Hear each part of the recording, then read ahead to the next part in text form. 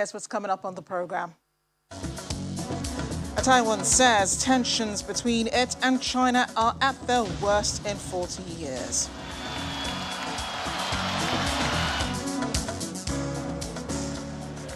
The German parties begin discussions on forming a new government.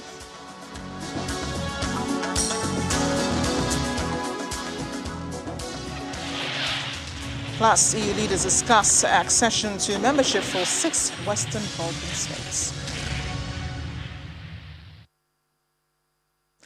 Well, welcome to the program. I'm Amarachi Ubani. Taiwan says China will be capable of mounting a full-scale invasion of the democratic island by 2025.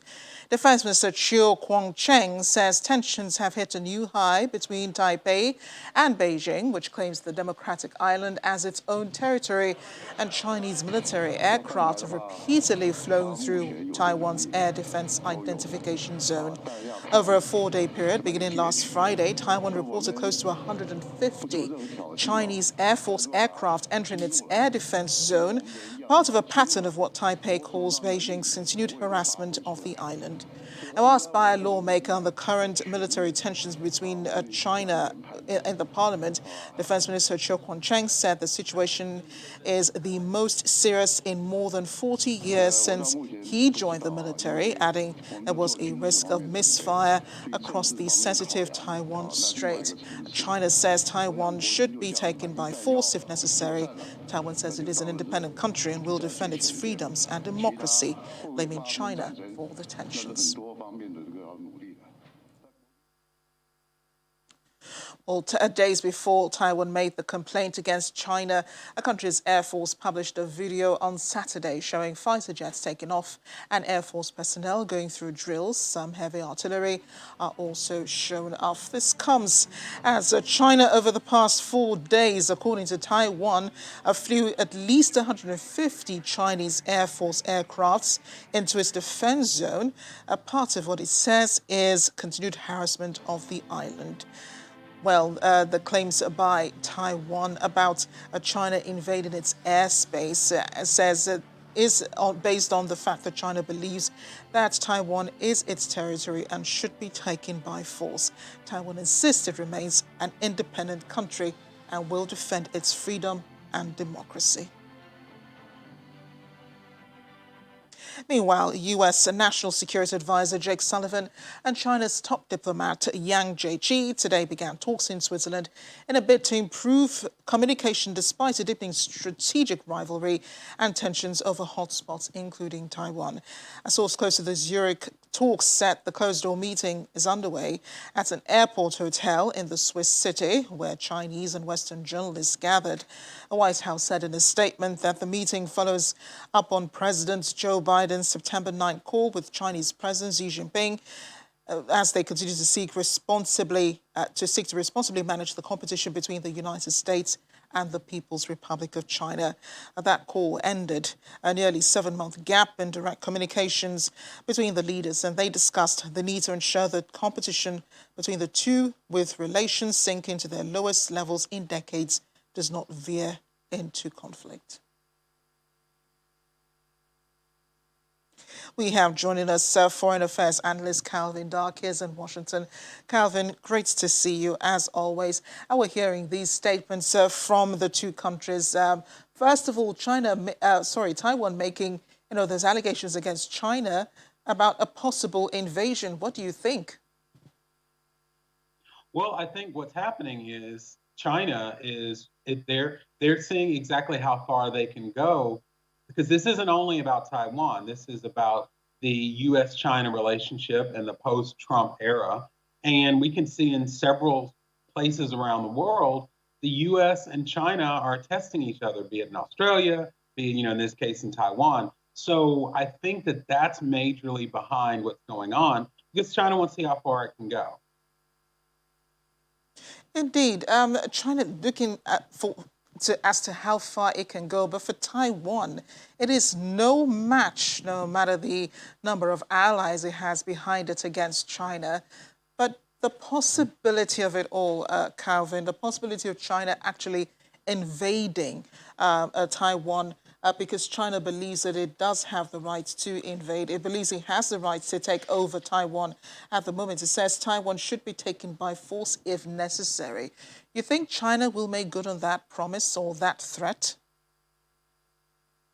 I think they'll make good on the kind of escalation of like what they've been saying and what they've been doing with the military jets. But I think we're ways away from them actually doing it because this would upend, as far as the United States is concerned, 40 years of an understanding and agreement about how Taiwan is to be treated. Now, that doesn't mean that that should give comfort to the people of Taiwan because they obviously realize this is a threat. I don't think it's an immediate threat, but I do think it's important when it comes to that geostrategic balance in the region because, like I said, China is testing it. And the U.S. is also, the tricky part is, yes, they support Taiwan, but they're only going to support Taiwan in as much as it furthers U.S. strategic interests. And I think the Taiwanese know that as well. Well, Calvin, when you look at U.S. Relations with its neighbors in recent times, it really hasn't been that good. I mean, first of all, you had France, which felt that the U.S. stabbed it in the back with that AUKUS deal with Australia. You think that Taiwan really considers the U.S. a formidable ally against China?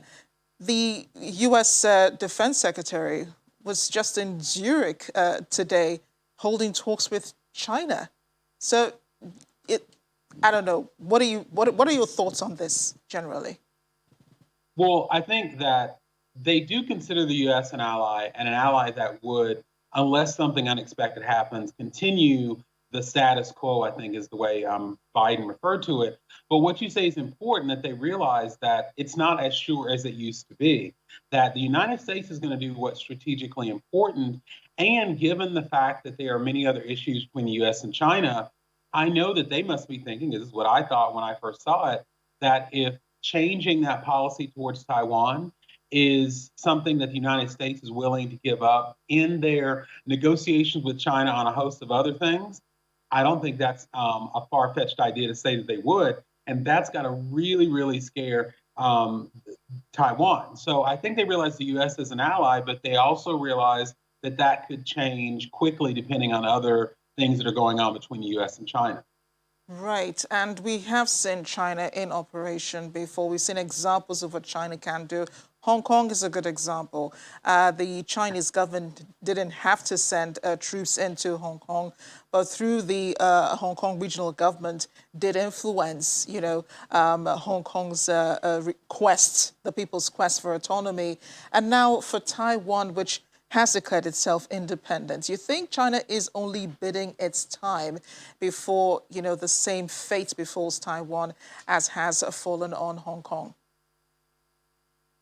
I think there's definitely going to be attempts, just as it was with Hong Kong, with Taiwan. I think that is definitely what China will try to do. But what this situation just reminds me is, after the Trump administration, there was a lot of talk from the Biden administration about resetting U.S. relations around the world. But as we've seen, I think a lot of folks thought reset means, you just press the button and they go back to the way they were before Trump. It's not the way that it works. Resetting means, yeah, there's a new set of priorities, but there's some things that are still, that Biden has left in place, for example, in our relationship with China, not because he agrees with it, but because right now it gives him more leverage in issues with China. And I think that the unfortunate part is the issue with Taiwan and with Hong Kong might be collateral damage that may not benefit those people, just depending on how things go on greater issues of interest to the United States with regard to its disagreements with China. Well, these tensions and, the tensions between China and Taiwan, pretty interesting. But then again, fingers crossed that things don't escalate beyond, the ordinary and beyond this point. Calvin, thanks again for joining me on the program. Thank you. We're in Europe now, where the real work of putting together a government has begun in Germany, 10 days after the federal elections took place. Greens and pro-business liberals have agreed to start exploratory coalition talks with them, meaning the centre-left leader Olaf Scholz could very well become Chancellor after Angela Merkel, an ambition that he's always had. An ambition, beg your pardon, which had always been nursed by Conservative leader Armin Laschet. The centre-left Social Democrats are a step closer to heading Germany's next government, signing up the Greens and business-friendly Free Democrats for coalition talks following an inconclusive national election.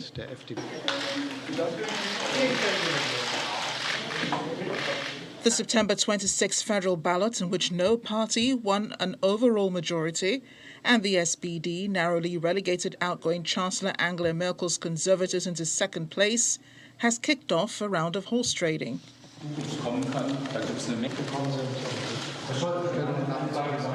Unlike many other European countries where the president or monarch invites one party leader to try to form a government, in Germany, it is up to the parties themselves to decide. Both the SPD and the Conservatives have courted the two smaller parties, which finished third and fourth, to try to secure power in a potentially drawn-out coalition-building process. SDU chairman Armin Laschet says his party would respect the decision by the Greens and the Free Democrats to begin three-way talks on Thursday, with the centre-left Social Democrats forming a new coalition government. Right now in the new German parliament, the SPD has the most number of seats at 206, the SDU-CSU with 196, the Greens at 118, and the FDP at 92. Now, EU leaders are discussing the possibility of Western Balkan states climbing the accession ladder into the bloc in their summit going on in Brussels today. It's been an issue raised for years by the states, and the EU Commission President Ursula von der Leyen says the wait is causing impatience and frustration. The leaders arrived for their summit this morning alongside those of 6 Balkan memberships who remained hopeful about today's talks. After weeks of deliberation, EU leaders will agree a summit declaration restating an 18-year-old promise of future membership to Serbia, Montenegro, Bosnia-Herzegovina, North Macedonia, Kosovo and Albania, if they fulfill the criteria.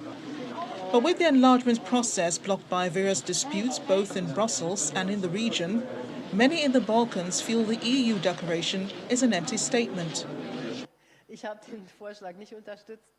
Straight into the meeting, German Chancellor Angela Merkel rejected calls to set dates for the accession of the Balkan countries into the European Union, saying she believed in making good on promises that accession can take place once the conditions are met.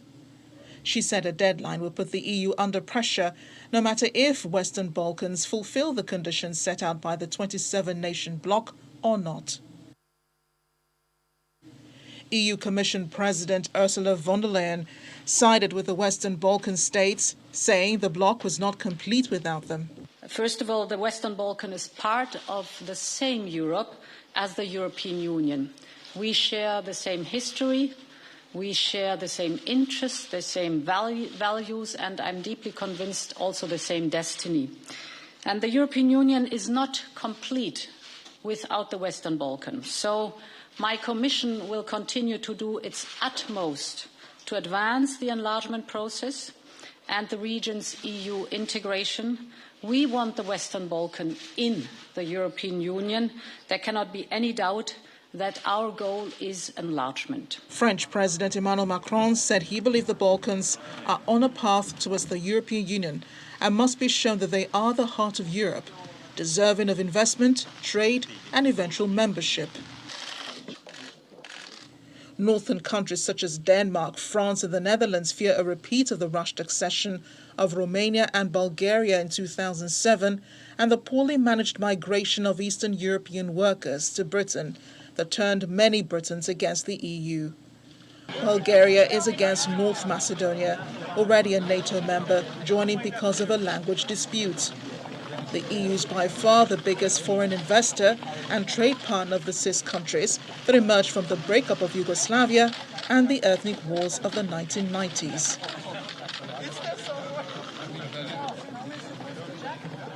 But an attempt by EU presidency chair Slovenia to make 2030 a target date for the 6 countries to join was unsuccessful. And the bloc has also failed to make good on promises that are tangible to citizens, such as visa-free travel for Kosovo. We have more stories coming up on The World Today Plus. How much would you pay for a bridge, especially if you knew it was the Pooh Bridge? Stay with us.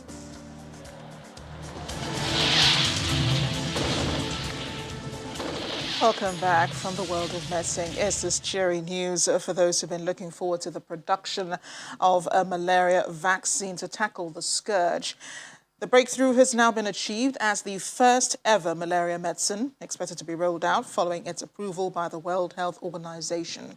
The new vaccine, called Mosquirix, prevents 30% of severe cases of malaria and is said by the WHO experts to possess the capacity to save tens of thousands of lives every year. The next phase before rollout is a final approval by the WHO, while funding for the millions of doses expected to be considered by Gavi, the Vaccine Alliance, to ensure access to it by low-income countries. A pilot rollout in Ghana, Kenya and Malawi had seen more than 800,000 children being given at least 1 dose of the vaccine since 2019 as part of the childhood immunization program. Russian authorities are investigating allegations of torture and rape in the prison system after leaked videos appear to show inmates being abused. More than 1,000 videos were leaked to the human rights group Gulago.net, which claims the footage proves hundreds of people have been tortured. One video appears to show a naked man being abused with a stick at a prison hospital in the city of Saratov. Another video appears to show a man lying face down with his hands taped behind him as a guard presses a boot into his back. The films, according to Gulago.net, are part of a large trove of files provided by an anonymous Belarusian whistleblower who served time in the Saratov facility.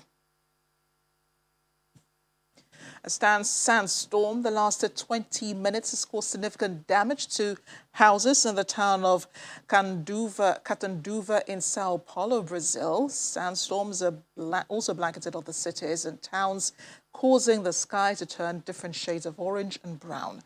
Skylines across the state changed color as strong winds combined with a drought that has hit the country. Not all droughts are due to climate change, but excess heat in the atmosphere is drawing more moisture out of the earth and making droughts worse. The world has already warmed by about 1.2 Celsius since the industrial era began, and temperatures will keep rising unless governments around the world make steep cuts to emissions. Just a month from El Salvador's move towards Bitcoin, the digital currency remains a divisive issue, with some residents embracing crypto, whilst others remain hesitant to change. Just last month, the Central American country became the first in the world to adopt the cryptocurrency as legal tender. We know what happened. A country's young tech-savvy president, Nayib Bukele, said so far about a quarter of El Salvador's 6.4 million people are using Bitcoin platform Chivo. The 40-year-old president says Bitcoin will help Salvadorans save some $400 million on annual commissions on remittances. But experts cite concerns over data privacy and price volatility, warning that the elderly in particular could be left behind. Under the reform, businesses must accept payment in Bitcoin alongside the US dollar, which has been El Salvador's official currency since 2001. Two scientists have been awarded the 2021 Nobel Prize in Chemistry for their work on building molecules that are mirror images of one another. German-born Benjamin List and Scotland-born David Macmillan were announced as winners at an event in Stockholm. Their chemical toolkit has been used for discovering new drugs that make molecules that can capture light in solar cells. The winners will share the prize money of £842,611. So the prize in chemistry this year is for the development of a method to make molecules, to synthesize molecules. Benjamin List and David McMillan, the two prize winners, have discovered a method to make molecules cheaper, simpler, and more environmentally friendly. And specifically, this is about developing what's called a catalyst. A catalyst is a method to accelerate a chemical reaction, so you can make it faster and you can make it go more directed to the molecule you actually want. In particular, it's about a method that can make one type of molecule. So for molecules, it's like with hands. They can be left-handed or right-handed. And in particular, in medical industry for making drugs, it's very important because the body can react very differently to a right-handed molecule or left-handed molecule. And with this method that's called organocatalytic, you can make specifically either right-handed or left-handed, which is extremely important, for example, in drug development. So guess who's up for the Nobel Peace Prize Award? Well, it hasn't been announced yet, but among the contenders this year is Swedish teenage climate activist Greta Thunberg. Sweden's Thunberg pioneered a climate change campaign that swelled from one-person school strike by the then 15-year-old to a worldwide movement, drawing in millions of school children and adults too who are demanding action on climate change. She first drew attention in August 2018 when she skipped school to protest outside the Swedish parliament each Friday. She was nominated for a Nobel Peace Prize in 2019, and in the same year was named one of the world's most influential people by Time magazine. Thunberg has also been awarded the French Normandy Freedom Prize and Amnesty International's Ambassador of Conscience Award.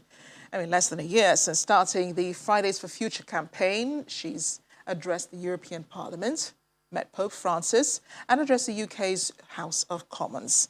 This year, there are 329 candidates for the Nobel Peace Prize, as the third highest number of contenders for the prestigious award ever. The winner of this year's Nobel Peace Prize will be announced not too far from now. The date is October 8th.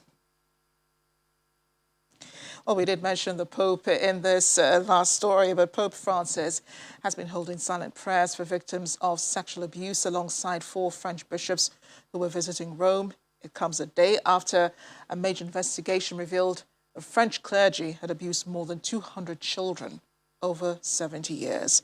The Pope met with the bishops ahead of his weekly general audience at the Vatican, where he told the faithful he was saddened and ashamed by the Catholic Church's inability to deal with sexual abuse of children in France, and that the Church must make itself a safe home for everyone. Jean-Marc Suave, head of the commission that compiled the report, said the Church had shown indifference towards the abuse for years, preferring to protect itself rather than the victims, many of them aged between 10 and 13. The height of the abuse was 1950 to 1970, according to the Commission, with an apparent resurgence in cases in the early 1990s. The Pope had already expressed his gratitude to victims for the courage they had in coming forward and denouncing what they had been through.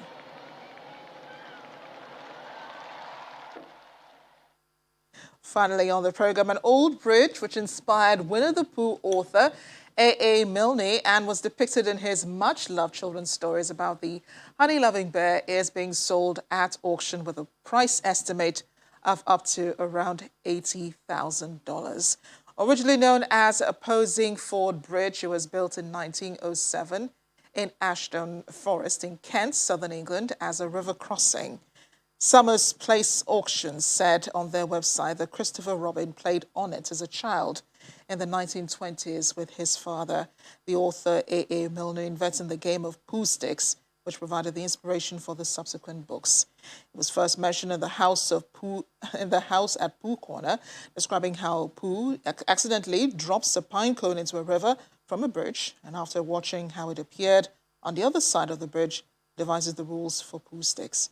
The bridge, which was illustrated in Milne's books by E.H. Shepard, featured in subsequent stories with characters Christopher Robin, named after Milne's son, Eeyore, and Tigger, also playing the Pooh sticks game.